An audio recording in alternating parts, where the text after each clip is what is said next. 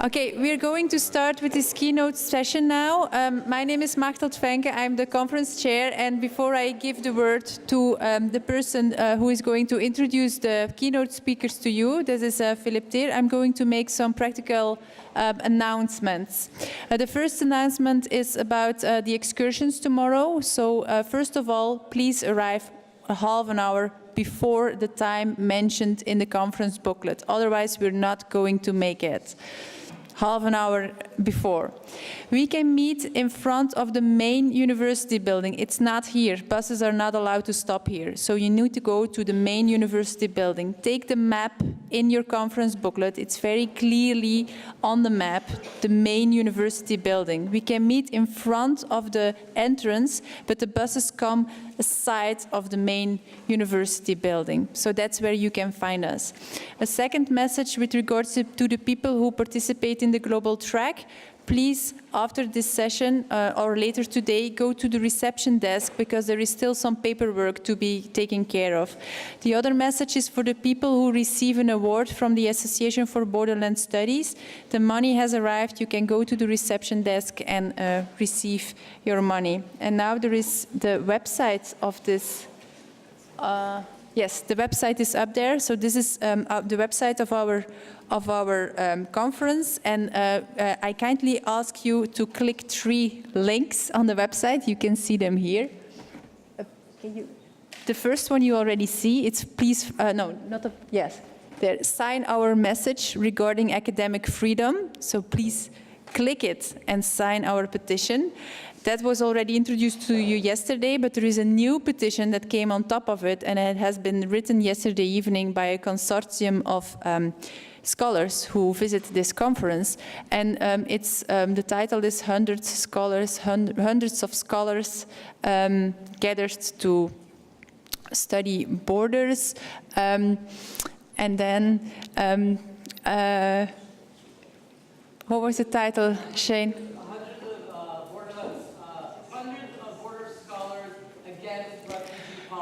Hundreds of border scholars against refugee policies. So you can find the petition there and just click on it. It's not ideal, but it's up there. So if you click on it, you will see it. Is the one right above it? Yeah, so the first is academic freedom, then you have the second one, and then there is a third thing, is a survey. So you can fill in a survey in which you provide us with information on how you experience this conference, and it's very important for us that you do so. So please take the time to do it. And now I will give the word to Professor Philip Teer.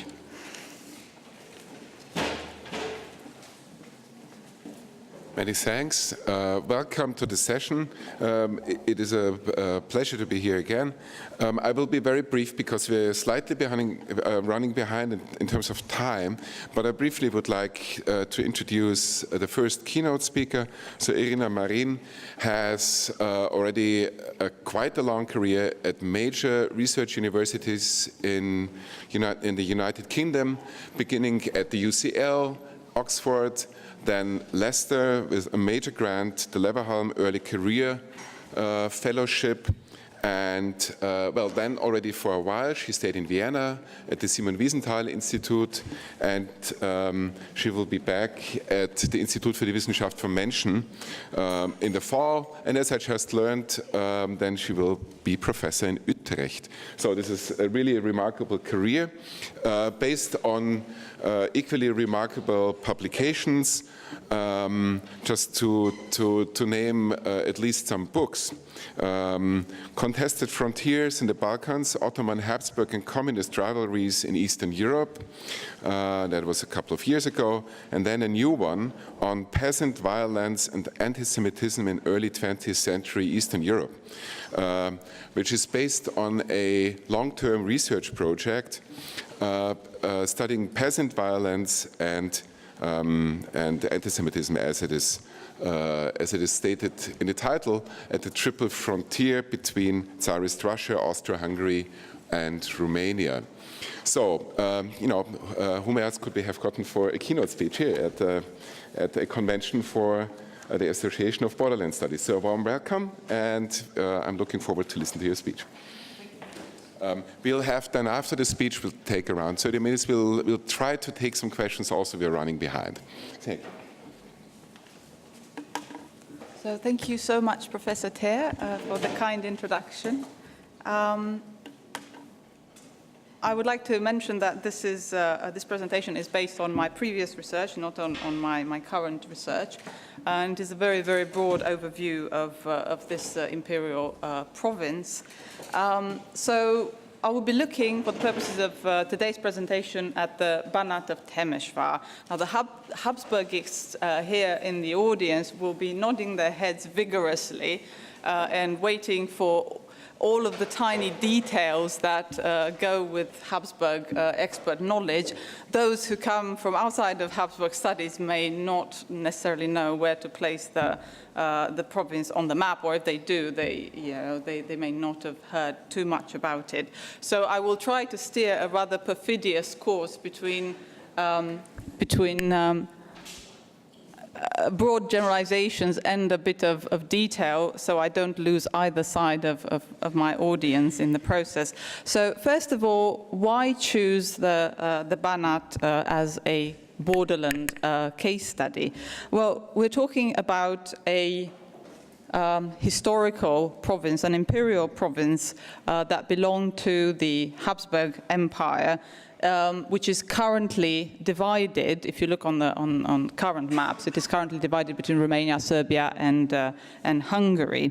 Now, for most of its history, this borderland actually, this province existed as a borderland. It almost always had this function. The very name Banat, although its etymology is rather disputed, designated the borderland district of the Hungarian medieval kingdom.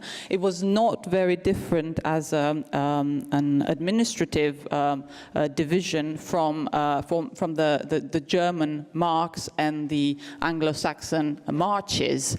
So those militarized territories around sort of medieval principalities or polities. I chose the Banat of Temesvár because its history is actually also a history of borderlands within borderlands, so frontiers within the frontier territory, as it were. Now, as a borderland, it actually evinced typical features, maybe the most notable of which being actually its heterogeneity, its demographic heterogeneity. And I've put up here a map of an ethnographic map of the Habsburg monarchy. The Banat is situated somewhere here within this trapeze. If we look even closer in terms of colors, this is the sort of place that, to quote or to paraphrase Patrick Lee Fermer, would bust a chameleon. So it's a sort of ethnographic map that would really kill a chameleon if the chameleon were supposed to crawl over it. There's so many colors.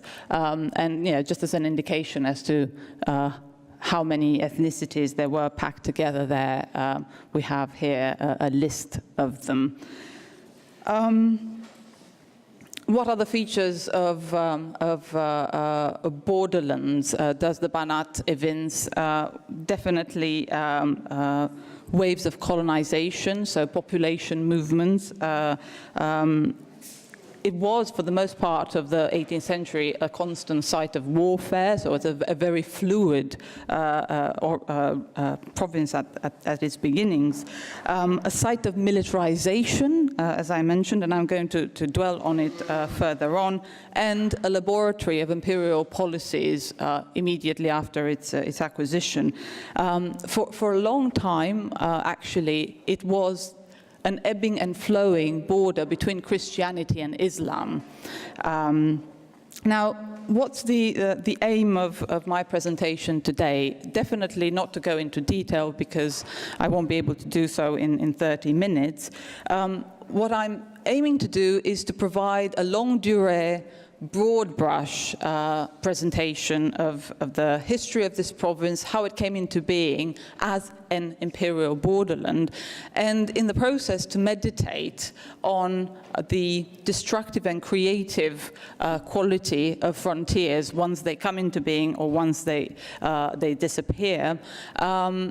And also something which has kind of fascinated me while doing research on the topic, the fact that frontiers and borders tend to be out of step with the people that inhabit them. You can have ghost frontiers that endure long after the administrative lines have disappeared, and definitely the population does not always feel and identify themselves in congruity with new borders or old borders. Now, just as a quick sort of run through the history of the province, there were some big moments of change. I'll start inevitably with medieval times. So this is a map of the medieval kingdom of Hungary, and this is where you can see on its southeastern reaches all of those banats, all of those administrative units that had both a defense but also a sort of plain administrative function. After the Ottoman conquest of the region, the space occupied by parts of the Hungarian kingdom was turned into an Ottoman unit, the Banat of Temesvár. And it's interesting that actually it's with the Ottoman conquest that we can start to see the contours of the later province. Although, usually historians of the Banat go back to the Habsburg beginnings of the province, that is post-Ottoman times. If you actually look at the string of maps, you will see that the actual coalescence of the province into being occurred under Ottoman times.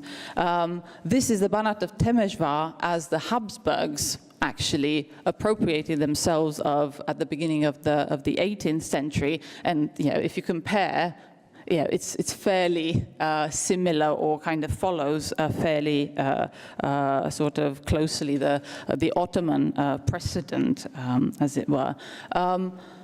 The big fissure, the big split occurs after an interlude of a couple of centuries at the end of the First World War, when the whole of Central and Eastern Europe is in upheaval, territorial upheaval. What happens to the province is that it's split in between Romania, Serbia, and a little smidge, a little bit up north goes to Hungary. I will quickly dip into these sort of moments of change and stress the big ideas that I'm trying to get across in my presentation. How does the province actually come into being? The province that we recognizably refer to as the Banat of Temesvár. Well, it comes into being via Habsburg conquest at the expense of the Ottoman authorities. The new territory, which used to be Ottoman conquest, is included into the Habsburg Empire as a newly acquired territory, so-called neo-acquisitica. What does that mean? Well, it means that the new conquest will have the slate wiped clean from let's say, a property rights point of view. So any claims to land, sort of by sort of Hungarian magnates, for instance, were disregarded, and everything would be ruled from Vienna. So that's the logic of neo-acquisitica. That was unlike what happened, for instance, in the neighboring Transylvania, where some of these sort of property rights returned to the old owners.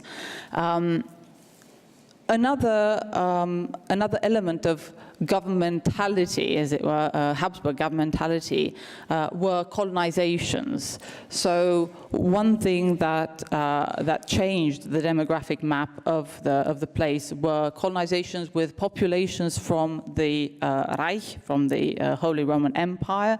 Many of them, although not all of them, were German speakers or speakers of some dialects of German. At the end of the day, they all were generically referred to as Schwaben or Swabians, although their origins could not be more different. Sometimes they were not even German speakers. You could find Italians, Spaniards, Czech sort of people, French speakers as well. So these waves of colonizations were aimed to kickstart the economy of the place. They actually, in the long run, did so, although the immediate results were not easy to be seen. And we've got here a picture of a Banat artist depicting this colonization process from marches and wasteland through to wealthy crops. Another feature of let's say, Habsburg taking hold of the new province was militarization. And this is, I think, one of the interesting sides of Habsburg possession of the province, the way they related to the new province and the way they treated it. I think that definitely the most interesting, from my point of view, example of new territory appropriation is this setting up of a military frontier in the new territory of the Banat of Temesvár. The military frontier, the Habsburg military frontier, existed beforehand, obviously, but with the acquisition of new territory, this was extended, and it was also extended into Transylvania as well, but that's beside the point at this point in time. What did that entail? The reality of the new border meant that a good chunk, the southern chunk of the province, was turned over to Vienna under military regime. It meant that the peasant communities there became soldiers cum peasants. So during peacetime, they would stay at home and till the land. During war, when Vienna needed them, they were supposed to provide manpower. Vienna obviously provided the training for them. So they, as a military regime, this portion of the Banat imposed on the population this obligation to fight at home and abroad. The agriculture of the place was not at all modern in any way. If anything, they retained the old Slavic system of a communal land tenure, the so-called zadruga system. But the population in the new border had a privileged status, a special status. They were not in any way subordinated to any landed nobility. There were no intermediaries between them and Vienna.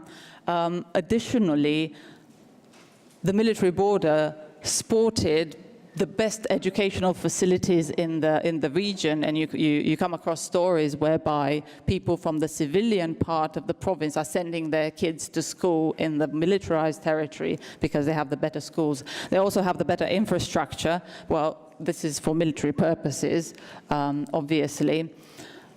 After 1779, when the northern part of the province actually returns to the Hungarian authorities, the militarized belt remains directly subordinated to Vienna. There was also the possibility of social assent, and I've got here just a bit of an anecdotal evidence. This is the testimony of an Orthodox priest from the militarized part of the Banat of Temesvár. He was writing in 1826. He was a translator.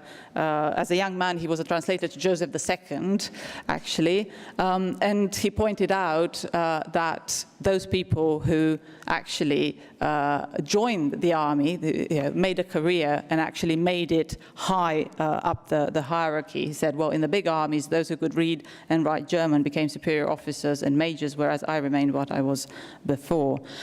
If anything, in this militarized territory, the social hierarchies were almost identical with the military hierarchies. So there were no nobles there.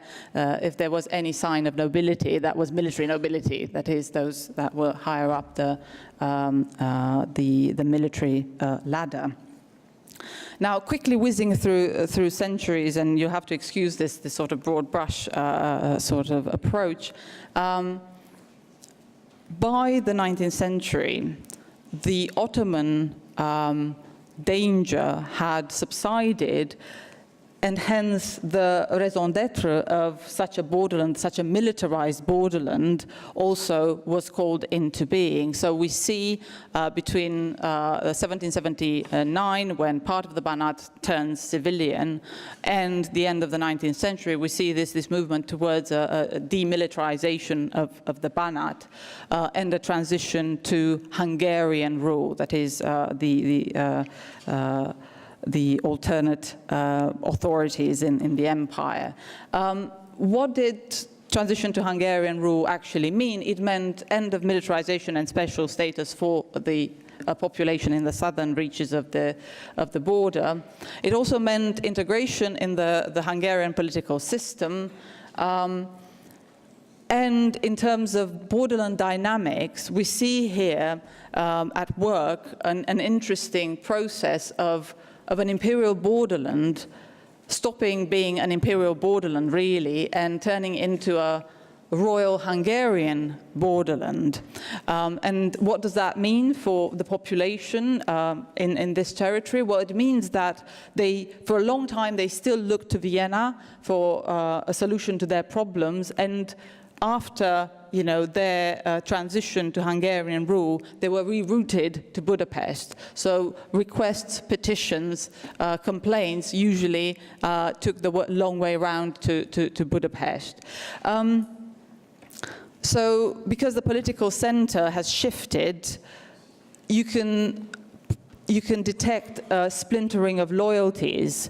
So if Vienna is seen as unresponsive, then many of the ethnic groups actually turn somewhere else. If they can't see eye to eye with the Hungarian authorities, then they will try to find either an irredentist homeland, and this is the case of Serbs and Romanians, or the Schwaben, for instance, the German-speaking population, the colonized population that I talked about earlier, actually would turn to places like Berlin. So they would actually turn to the newly emergent sort of German Reich. One of the characteristics of Hungarian politics was a strong attempt to impose Magyarization politics, which backfired. They did not create the cohesion that was wished for by Hungarian authorities, and they actually produced sort of adverse reactions.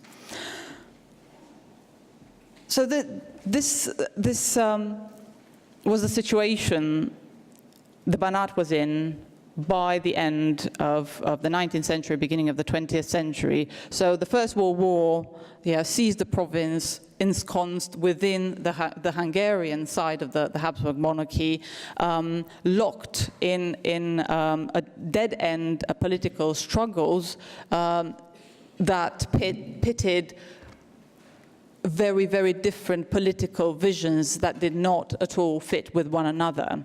Now, the First World War dealt a major blow to all of the continental empires and led to territorial upheaval throughout the region. Now, the Banat of Temesvár did not escape this maelstrom, and it metamorphosed, it waxed vociferous. The Great Split, as I showed before, occurs in this fashion. The greater part of the Banat goes to Romania, an enlarged Romanian state after the First World War. The eastern part goes to Serbia and a very small bit to Hungary.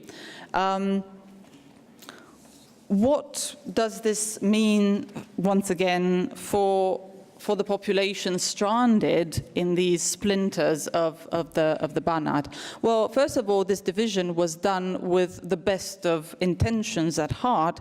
The idea was to hive off a majority of Romanian population to the Romanian state, a majority of Serbian population to the Serbian state, and some of the Hungarian population back to Hungary. In practice, this did not work out very well. First of all, besides beyond the enthusiasm of the moment, where the majorities actually thought they were joining motherlands, the sort of utopian irredentist motherlands, there was a lot of bad blood between the Romanians, for instance, that joined the Romanian state, and the same goes with the Serbs in the Banat relative to Belgrade.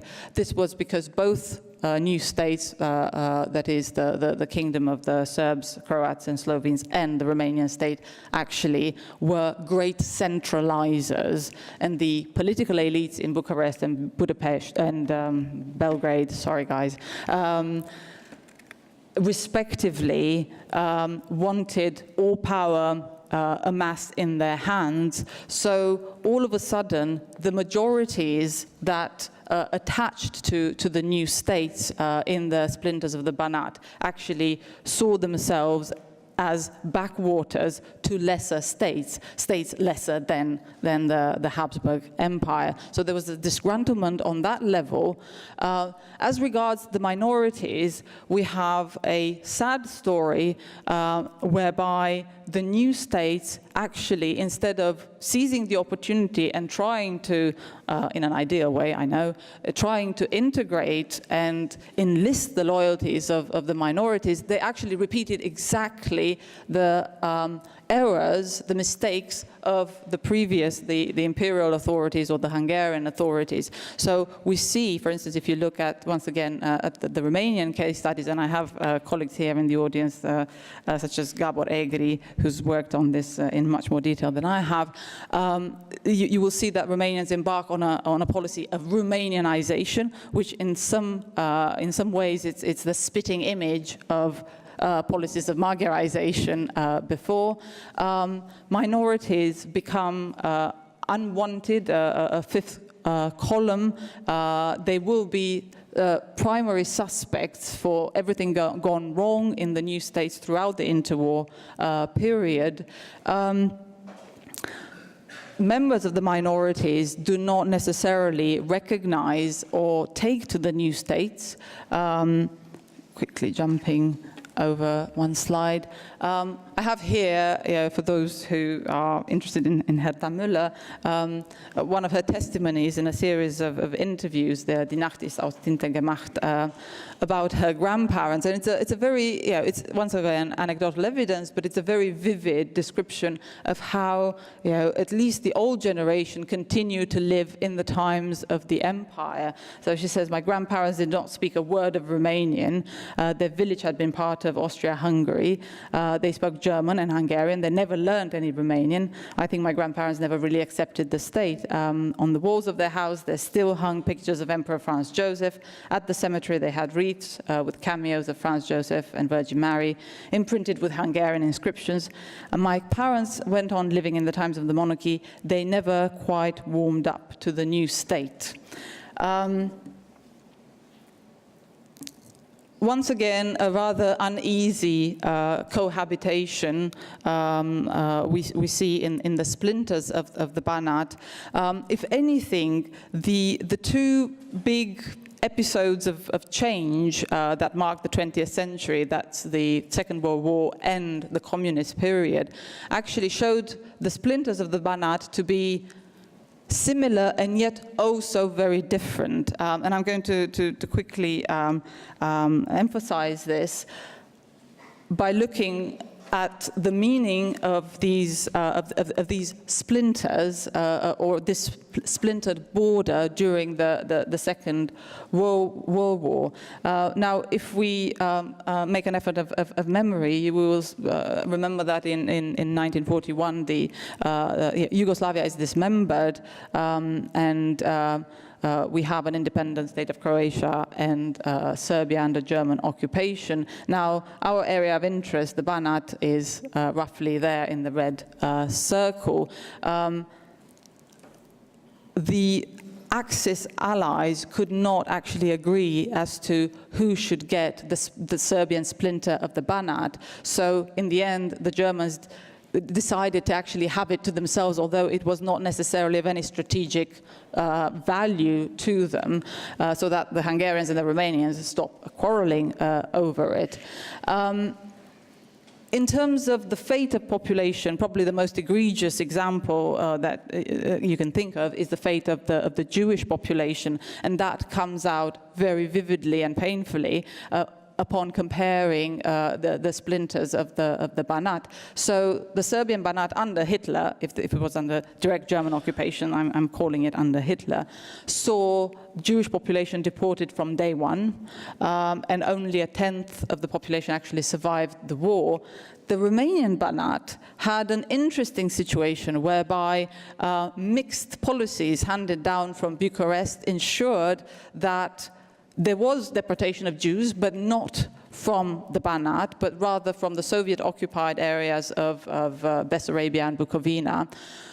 The Old Kingdom provinces and Transylvania and the Banat actually were spared the ordeal of Jewish deportation. It's true that the Jews were actually submitted to all sorts of demeaning, humiliating sort of procedures, but they were not deported. So in this case, the frontier, this arbitrary frontier laid down at Versailles actually spelt the difference between life and death if you happen to be Jewish at that point in time. The same type of contrast within apparent similarity is to be seen during communism. One might think that after the Second World War, both polities, that is the reunited Yugoslavia and Romania, were taken over by communism. There couldn't have been much of a difference between life in the splinters of the Banat, that is the Serbian and the Romanian one, and yet there was quite a big difference that had to do obviously with the Tito-Stalin split and how Yugoslavia evolved differently from the other states of the communist bloc. So once again, if we compare splinters, we see that the Banat under Tito was quite different from the Banat under Dej Ceausescu in Romania. So definitely, if you lived in the Serbian Banat, the worst features of the Stalinist system, such as collectivization, for instance, but also things like heavy industrialization, were either not at all introduced or they were discontinued when people realized that they were completely economically insane.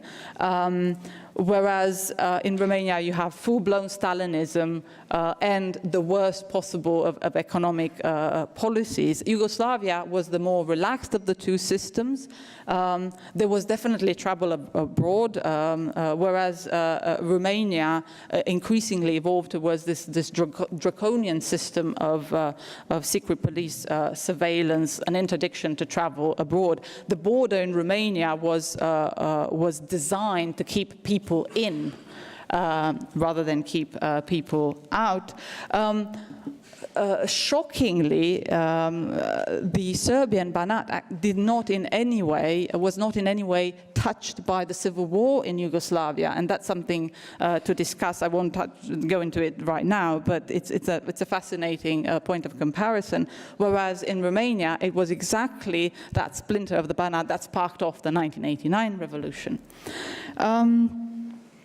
What happened in post-communism? Well, post-communism reversed the roles, and it reversed the roles, especially after Romania's accession to the EU in 2007. Now, the Romanian Banat is now part of the EU, and in terms of the border has shifted meaning and function. It's no longer there to keep people in, it's actually to keep people out. That is, and if we think in terms of the current refugee crisis, you can imagine how the border goes. So this is not my idea, it's actually an idea of my colleague Lara Scarpita. She pointed this out at the conference, and she said, well, under the EU, the border has shifted. No longer people are kept in, they're actually kept out. The Serbian Banat is outside now still. Serbia is still knocking at the doors of the EU. In this situation, we find attempts at reviving regionalism. So obviously, the Banat as a province can never ever be revived in any sort of logical fashion or in any sort of realistic manner, but there are attempts to actually reconstitute the region as a working unit of sorts. And one such example is the creation of cross-border regions, the so-called Danube, Križ, Maroš, Tisa cross-border region that looks like this. I mean, this is a 2004 map, but it brings together Vojvodina, so including the Serbian Banat. It brings together the whole of the Romanian splinter of the Banat and some counties in southern Hungary. This is the sort of legal entity almost that ensures some sort of a retrieved functionality of the unit. I mean, in the literature on cross-border regions, and especially on this region, there's actually evidence that this type of cooperation as part of a cross-border region is vital when it comes to incidents such as pollution, because all of these regions share the same water sort of network. So the fact that things don't go via the metropolises, via the capitals, but can be done locally and in a speedier fashion, that's definitely an advantage. To conclude, because I think we are running out of time, so I apologize for overrunning. The Banat of Temesvár actually is not just a borderland, was not just a borderland, but actually, if we look at it historically, it is a succession of borders, and in some cases, when I was talking of the frontier, the military frontier, it's a case of borders within borders. Border redrawing in this area was always done with, at least at the discursive level, with the best of intentions, that is, trying to create the best of possible world. So go back to Ottoman Habsburg rivalries, you will see that this is a reconquest of what is essentially Christian population from the Ottoman Empire. That is, it's almost like a redemption sort of movement of the frontier. But also, after the First World War, the splintered Banat is actually justified in ethnic terms. We want to have a majority of population in their nation states. So usually the redrawing of boundaries has this sort of best intention at heart, but inevitably, and this is where I'm trying to link up to our next keynote speaker, inevitably they create hierarchies and inequalities. So during all of these episodes, we can find parts of the population that had been enfranchised, or parts of the population that had been one way or another disenfranchised. So drawing lines does not mean actually doing justice to everyone. More often than not, you create new hierarchies, and in some cases they replicate the old ones, but in an inverted fashion.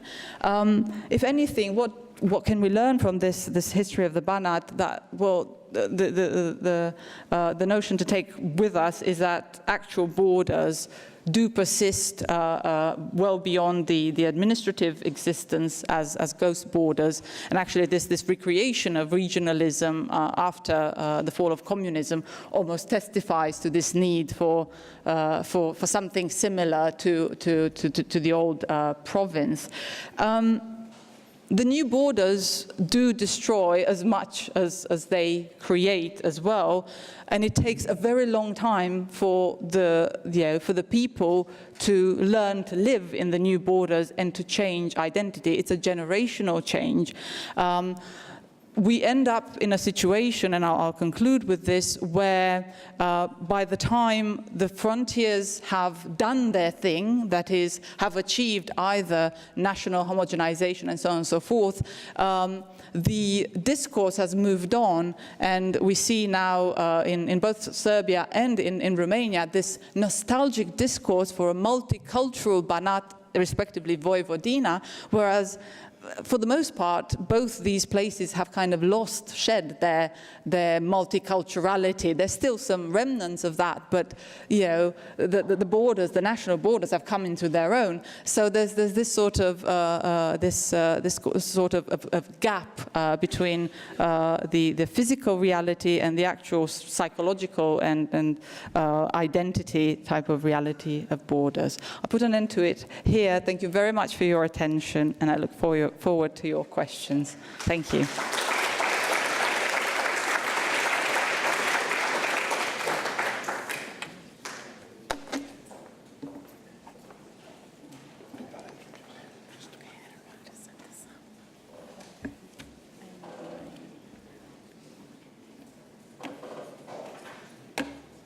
I don't see it on the screen. I know you don't have time.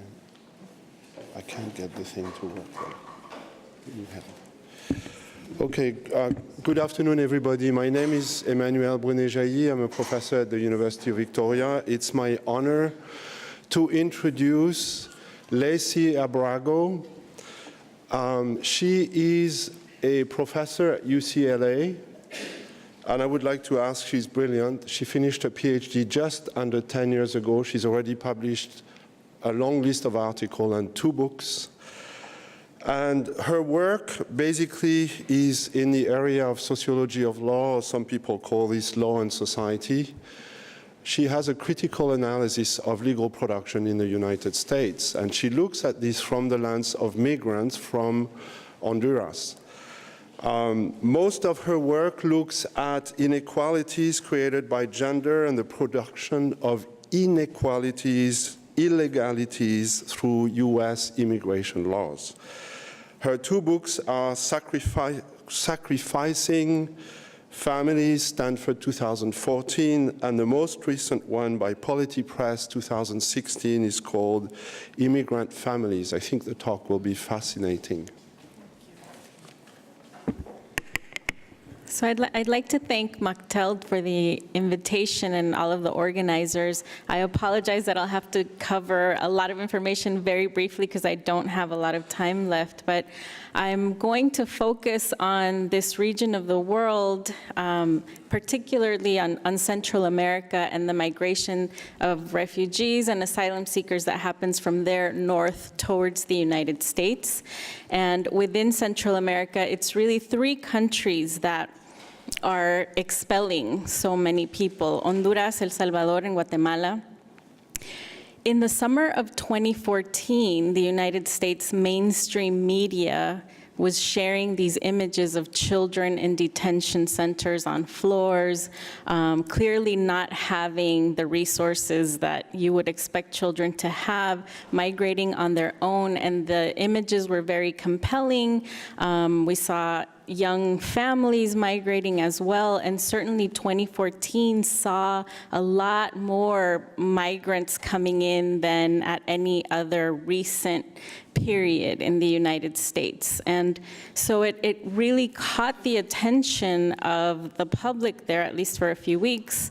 And President Obama at the time, who, we were used to him using language that is easy to follow and very kind of euphemistic often, categorized what was going on as a humanitarian crisis at the border. Specifically, he reminded everyone overall apprehensions are only slightly increased during this time period. We're still at near historic lows. We have seen a significant rise in apprehensions and processing of children and individuals from Central America crossing through the southwest border. And he noted the individuals who embark upon this perilous journey are subject to violent crime, abuse, and extortion as they rely on dangerous human smuggling networks to transport them through Central America and Mexico. He really set this up as a border crisis because of the violence that these children and their families were facing en route there. And he said, my administration continues to address this urgent humanitarian situation with an aggressive, unified, coordinated federal response on both sides of the border. And he specified this includes fulfilling our legal and moral obligation to make sure we appropriately care for unaccompanied children. You'll note, I'll show you how the language has changed under this administration. So unaccompanied children who are apprehended while taking aggressive steps to surge resources to our southwest border to deter both adults and children from this dangerous journey, increase capacity for enforcement and removal proceedings, and quickly return unlawful migrants to their home countries. So the language is, flowery, kind of positive. What it meant in terms of policy was, one, that he was expanding the U.S. border south into Mexico, and he was expanding the U.S. border internally in the sense that the lack of legal protections that migrants and refugees have at the U.S. border continues now within detention centers, and those were heavily expanded. The first he was able to achieve through funding securitization programs throughout the region, and the second he achieved through a rhetoric of deterrence. We just want to make sure that people do not face this horrific violence. That's why we're doing these things, to send a message, but what was actually happening is that they were abusing human rights of refugees and migrants. So again, here's the map. People are leaving from northern Central America. In terms of borders and what that means for Central Americans right now, the entire length of the Mexican territory is their border to get to the United States. These are some of the routes that people follow. And the way that the US has been funding this Mexico as a border has mainly happened through what is called the Mérida Initiative, or Plan Mérida in Spanish. Since 2008, and really this has been ongoing, but with a more specific purpose. Since 2008, there's been $2.7 billion to fund what the U.S. calls a security cooperation plan, where they're making sure that they're funding the drug war, military bases, the police training that they do. And more in recent years, more than 100 million of that money has been allocated to create what they consider a 21st century border in southern Mexico. So you see that assistance from the US to Mexico generally has focused on military and police assistance, and that's included there. This Plan Frontera Sur, so the big surge that Obama talked about was in 2014. By 2015, the numbers declined, and much of it has to do with what Obama's border czar, Alan Burson, said. The Guatemalan border with Chiapas, the southernmost state of Mexico, the Guatemalan border with Chiapas is now our southern border. So they were very clear about this approach. The extension of the border internally happens through using this, what Obama called the humanitarian crisis, to justify an expansion of detention centers, which really, given the fact that detention centers are in locations that used to be prison, are run by for-profit corporations that also run prisons, are basically incarceration of refugees and asylum seekers. As international migration scholar David Hernandez noted in 2015, in December 2014, a 480-bed for-profit facility opened in Dilley, Texas, while a larger 2,400-bed facility is being constructed next door. Also, the for-profit Karnes County Residential Center, and they call them residential centers, agreed to expand its facility by 626 detention beds. Altogether, family detention capacity increased 35 times over in fewer than 6 months. So that was the Obama policy. By June 2018, the family detention centers have not increased further because I'll talk a little bit about the current policy, but they're separating children from parents. The juvenile facilities have been expanded to every state in the United States. So recently, the American Civil Liberties Union published a report. They've been studying 30,000 pages of cases of abuse, documenting abuse of these children and their families in detention centers. So it just came out, but these things were happening under Obama. Things like, just to give you a few examples, denied detained children permission to stand or move freely for days, and threatened children who stood up with transferred to solitary confinement in a small freezing room, subjected a 16-year-old girl to a search in which they forcefully spread her legs and touched her private parts so hard that she screamed, threw out a child's birth certificate and threatened him with sexual abuse by an adult male detainee. These are just some of the examples, not even the most horrific because I didn't want to repeat those. Again, all of this under the Obama administration. So his policy ultimately was to physically prevent people from reaching the United States, and if they did reach the United States, to punish them, to teach them and any future migrants a lesson. In 2018, there continues to be migration. Conditions have not changed in Central America, but you see that it's not as high as it was in 2014, but this doesn't prevent Trump from fabricating a crisis at the border ultimately. Since he was president-elect, not even yet president, in one of his first big interviews that was published in Time magazine in the United States, he quoted what was essentially a tabloid about this one horrific moment of violence committed by gang members who were Central American. And when talking about his immigration policy and what that would look like, he said, they come from Central America, they're tougher than any people you've ever met, they're killing and raping everybody out there, they're illegal, and they are finished. So within the first week of his presidency, this is an image of Central American migrants on the freight trains that they take in Mexico to be able to get to the United States. Very dangerous journey. Within the first weeks of his presidency, one of the first things that he did was to announce immigration executive orders. And once again, he cites Central Americans as a big problem. He says, we're in the middle of a crisis on our southern border. The unprecedented surge of illegal migrants from Central America is harming both Mexico and the United States. A year later, he's continuing to push this idea that gang members are the problem, and Central Americans in particular are a problem. He says MS-13 gang, this is one of the gangs that he's really zeroed in on, even though the numbers haven't changed in decades. He says they're being removed by our great ICE and Border Patrol agents, the Immigration and Customs Enforcement Agency, by the thousands. But these killers come back in from El Salvador and through Mexico like water.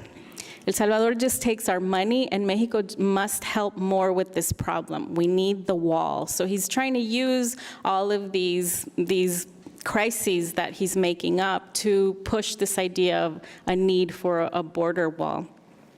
In his State of the Union address, he said many of these gang members took advantage of glaring loopholes in our laws to enter the country as illegal, unaccompanied alien minors. So this is where there's a shift in the way that we're hearing these people presented. So Obama was talking about unaccompanied children, and his language was different, even though his policies were not humane. What is catching people's attention is that Trump's language is much more harsh. So there's consistent language like this to dehumanize migrants, refugees, asylum seekers from the beginning of his presidential campaign, calling Mexicans rapists and criminals, and then referring to Central Americans as only gang members and animals, and as Honduras and El Salvador as shithole countries, along with some African countries as well, and Haiti. So all of this has allowed him to then justify what are currently what they call zero tolerance border policies, which mean that every immigrant apprehended at the border, even if they're there to seek asylum, and most of them are, they are treated as criminal and prosecuted, so that they're then moved into a different agency than where their children will be placed. If they're there with children, children are being taken and put it through a different agency, the Office of Refugee Resettlement, and not allowing the parents often to know where their kids are. And there's this process going on right now, so I can't tell you where this is gonna end up, but this is what this policy is doing at the very moment. So just in June, last month, we've been seeing images like this, where you have a 2-year-old Honduran asylum seeker crying as her mother's searched and detained near the US-Mexico border. And then we've started to see deported parents. This is a man in El Salvador who's crying as he's trying to figure out how he's going to find his 6-year-old daughter who was taken from him at the border. So we're seeing that they're quickly deporting parents without ever letting them be reunited with their children, and making it very difficult financially and legally for people to be able to find their kids and bring them back. So Obama talked about this as a humanitarian crisis. We hear Trump talking about this as a national threat, a security threat, and this type of crisis. Neither of these approaches takes into account the important role that the United States plays in creating the conditions that expel people from their countries. And I don't know how much time I have, but I'll just go very quickly through some of these examples. U.S. intervention in Honduras and in the region in general began since the late 1800s. United Fruit Company, Standard Fruit Company, this is very fertile land, and it was a wonderful place for these companies to build their wealth. They did develop railroads and phone lines, and they held these monopolies to be able to conduct their business there. They exploited the workers, they didn't have to pay taxes, and they had the ear of the US government, so that any time that there was even democratically elected officials trying to provide some of that wealth to the very poor laborers there, the United States came in and established a coup. Military intervention happened several times throughout Central America. This is why many of the countries in this region have been nicknamed banana republics. In Guatemala, there was an armed conflict that lasted 36 years. More than 200,000 people were murdered in what was effectively a genocide, because the vast majority of those people are Mayan Guatemalans. And at least 1.5 million people were displaced, sent as refugees to other countries.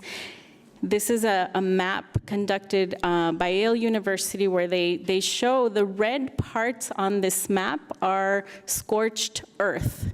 These are the tactics that the United States taught the militaries of the region so that they would devastate, remove all people, vegetation, everything in regions where they thought there were rebels. And you see that after the war was over, there was a commission to investigate the crimes that happened during that time. We know that the US funded the Guatemalan military and police forces that committed 93% of these crimes. In El Salvador, there was a civil war that lasted 12 years. Ronald Reagan in particular funded that war. They trained death squads, similar kinds of tactics as in Guatemala. There was a really famous and very popular archbishop who's very recently been canonized by the Catholic Church. He worked with poor people in the country, was very well loved, and he asked in his masses for the military to stop committing so many crimes against their people, and was murdered during one of his masses. This is an image of the day of his funeral. Tens of thousands of people showed up, and many of them were killed by the military. And so, again, more than 75,000 people were murdered, a lot of them young students who were fighting against what they were seeing the military do. Over 1 million people displaced. And in this case, 85% of these crimes were proven to have been done by the people being funded and trained and armed by the United States. Aside from military intervention, the United States plays a huge role in economic intervention in the region. The free trade agreements that they have with various countries, and in this case, the Central American Free Trade Agreement, basically sets up the labor practices, the entire economy there. Free trade requires the ability to move goods very quickly across borders. So on the one hand, you need to have borders accessible for those reasons, and they're able to profit because they can pay very cheap wages, very unlivable wages to the people there, and those things are required at the same time, so they go hand in hand with the need for very tightly controlled borders. Borders that can recognize these goods can move, these people cannot, and we need these people there to be able to do the cheap labor that we benefit from. So people in Central America fought very heavily against these free trade agreements. The legislatures did this during the nighttime to make sure that people didn't rebel anymore.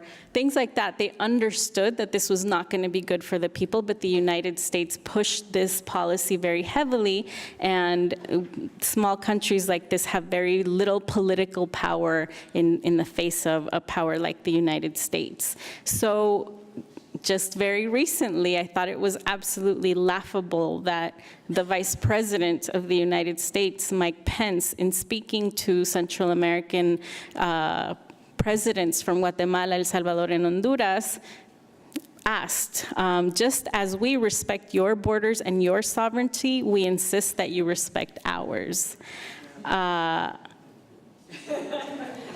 So the real border crisis is not about smuggling or illegal migration. It's not about national sovereignty or national security. As I understand it, this is a crisis of nation states that do not protect human rights. It's a crisis that we only really see as a nation in the United States and as an international community when migrants are able to embody resistance through migration and in different ways. Central American refugees exist because of US intervention. They have over and over throughout history destabilized the region. They have invested heavily when it is about destroying, but then divest when the moment comes to reconstruct. And so they've fueled insecurity, various forms of insecurity, economic insecurity in particular, but also safety is impossible in the region. We lack legal, political, educational infrastructure that the US was happy to destroy but never helped fund again.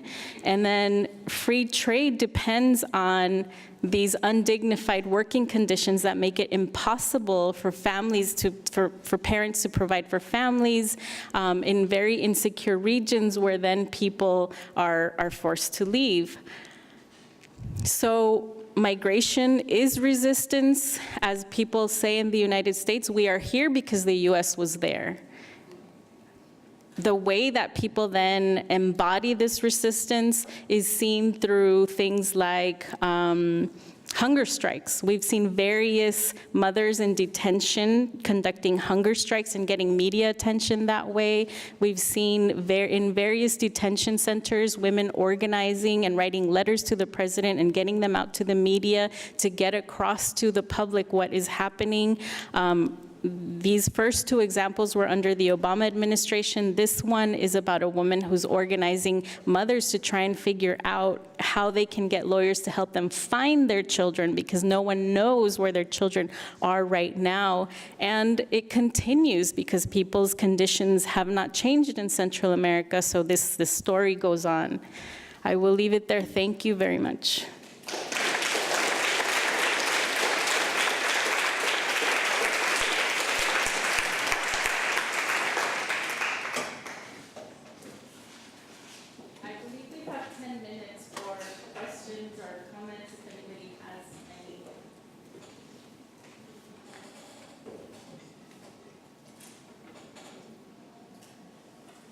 May I?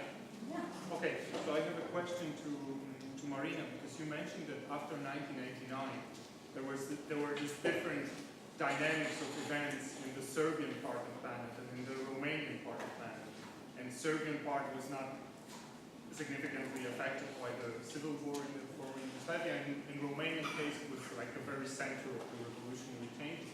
So what are the sources of this? What are the sources of this discrepancy between the two cases? I've never actually seen a comparison between the two because whenever people like, shall I microphone? Okay, on microphone.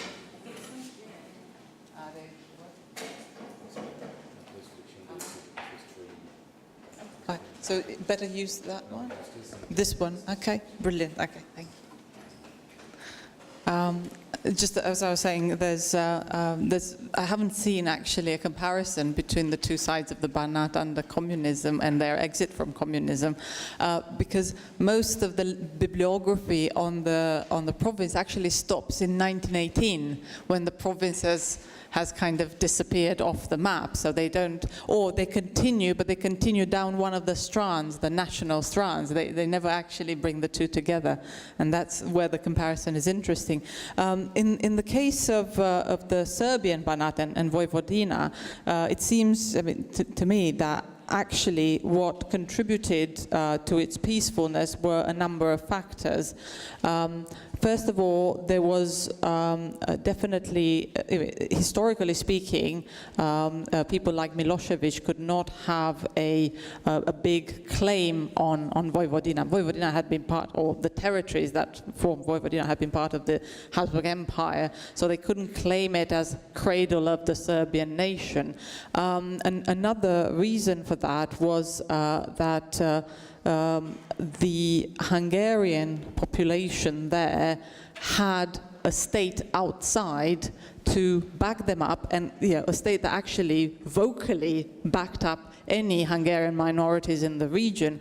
Now, if Milosevic were to try to stoke up any sort of ethnic conflict in the region, and the Hungarians reacted virulently to that, that already translated the conflict from a sort of domestic conflict, it's their business, their sovereignty, we're not getting involved, into an international conflict. So he wouldn't have got away with it. So I think that there's a number of factors that can be kind of brought into discussion.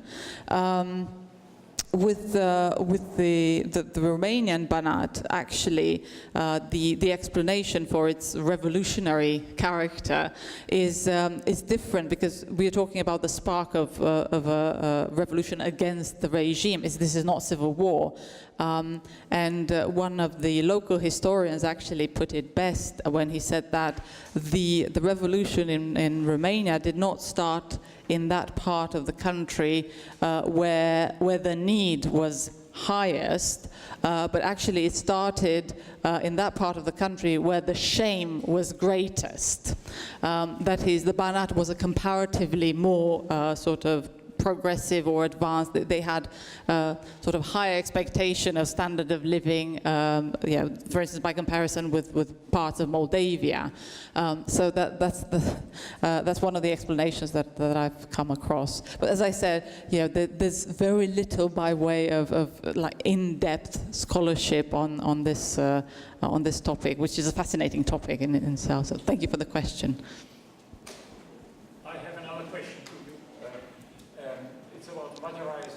In the 19th century. I'm a little bit confused about the date. I know that it happened, but I think it could only have happened after 1867, because before that, there was no Hungarian kingdom.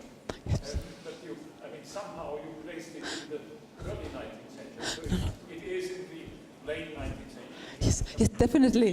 This whole idea of a Hungarian nation finally came to blossom and to come quite huge proportions. No, definitely, it is in the late 19th century. So if I said early, I apologize. No, there would have been no. Yes, no. Sorry. So definitely, we're talking about attempts at creating a political Hungarian nation, as well as cultural, after 1867. So after the reorganization of the empire. So there's no discussion over that. But I thank you for pointing this out. So we're talking about end of the 19th century, and I know the term in itself is very fuzzy and vague, but I still believe it's good as a term as a conceptual term, because there were attempts to kind of coax the non-Hungarian ethnicities into this Hungarian identity. Initially, it was supposed to be political, but in the end, it turned out that politics kind of veered into cultural, and it went hand in hand with lots of cultural chicanery. But you are fully right about your comments. So thank you so much for the comment.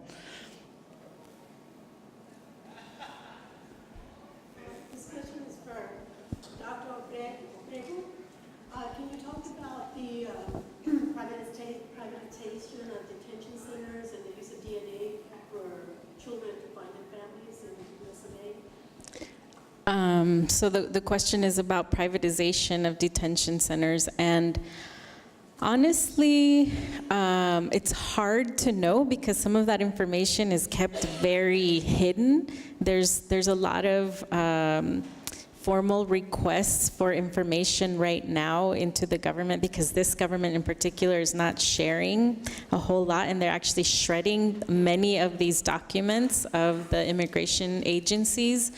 And so I can't tell you specifically, but my sense is that there are increasing numbers of privately run detention centers, though many of them are also run by the state.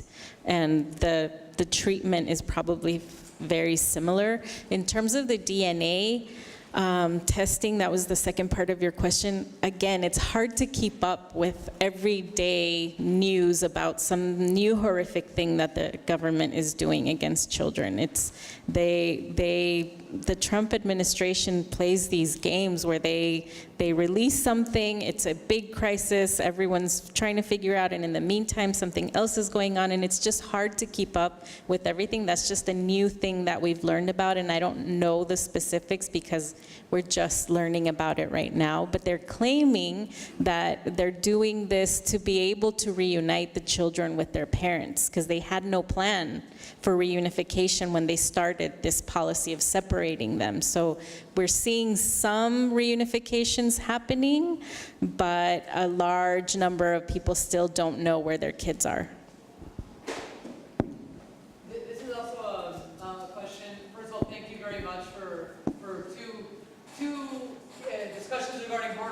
although on very different borders. I know that your focus is regarding legal sociology, so I'm wondering if you have any comments in terms of what's just happened recently with the change in the definition of refugee under the U.S. administration to no longer consider domestic violence, intimate partner violence, nor gang violence as viable conditions for seeking refugee status, whereas previously that had been assumed under the notion regarding social group. And this obviously has a direct impact. I mean, intimate partner violence, of course, has no borders, but with gang violence and the forced recruitment from folks from Central America, particularly El Salvador, Guatemala, and Honduras, as you're saying, how is this use of law and the changing use of law then also changing the perceived legal protection and viable argument for refugee status? Thank you for that question. Again, it's hard to keep up with all of this. These things were in place under the Obama administration, and they were not always followed, and that administration also tried to fight against some of the few legal protections that they had. So they did things like, for example, children under a particular agreement, legal agreement, are not allowed to be detained for more than 20 days, I believe. And Obama fought to try and rename some of these detention centers as child care facilities, even though nothing physically was going to change. So for me, as a scholar of law and society, the laws matter, but also the practice matters. And it worries me that this administration isn't even attempting to pretend to care about human rights as the previous one did.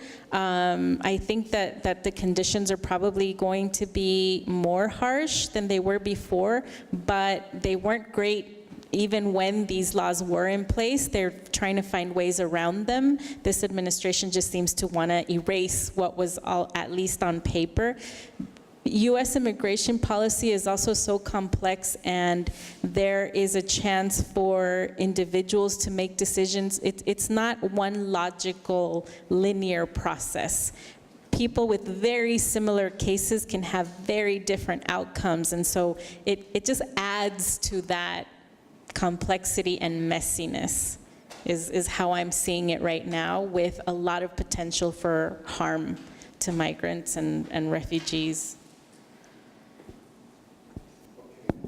Unfortunately, I just got a sign that time out, so to say. Also, I would love to continue this discussion. I also would have questions for both of you.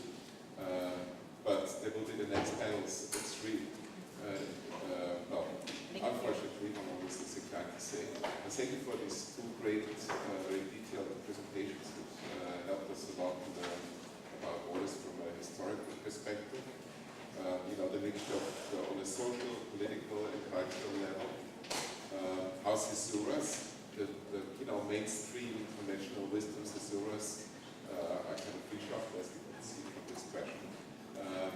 And what is happening also very recently, the redefinition of who is a refugee and who is not, and how somehow, however, refugee dominant in the legal sense, and at the same time, the willingness to accept, however you define them, refugees, right, is shrinking. So I think this will be worth discussing in the future session. Thanks a lot. Thank you.